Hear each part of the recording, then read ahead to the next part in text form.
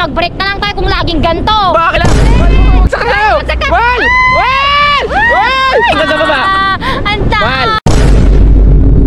Pag puro trabaho, magdagat din kayo minsan. Putang ina, nakakatakot para pag... Okay rin, kuya! Hi guys! It's me, your Ilocana girl, Miss Sigado.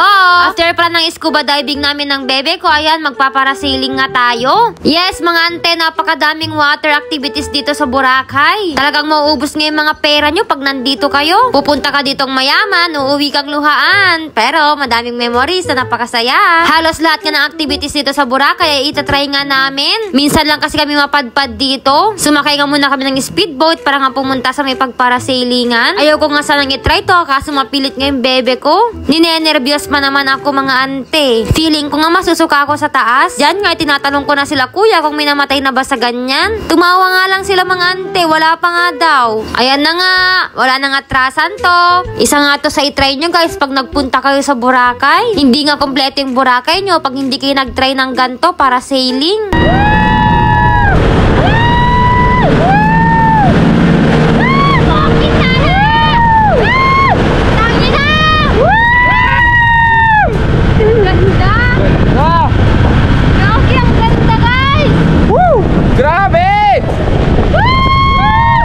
Grabe, nakakatakot pag nakatingin ka nga sa baba. Tignan nyo nga yung paa namin guys, naka-straight nga lang yan, magdamag. Nakakatakot nga kasi gumalaw, medyo malakas pa nga yung hangin dyan. Kahit nga nakakatakot dyan, napakaganda nga pa rin ng view.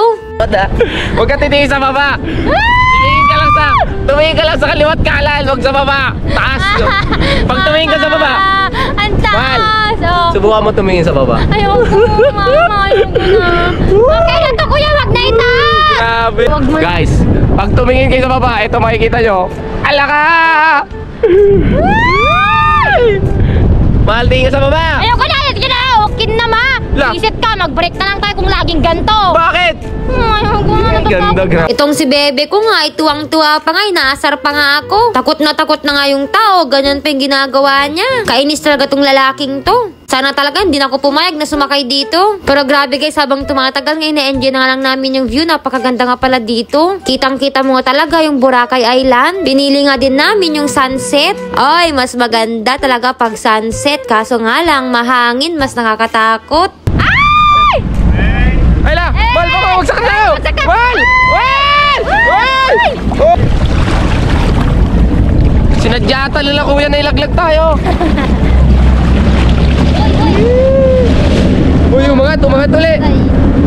Pwede pala yun.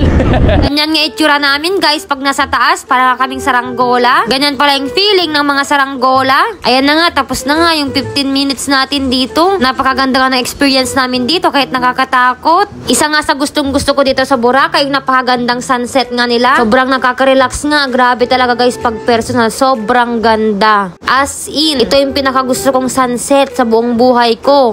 Guys, ano na? Pag puro trabaho, magdagat din kayo minsan.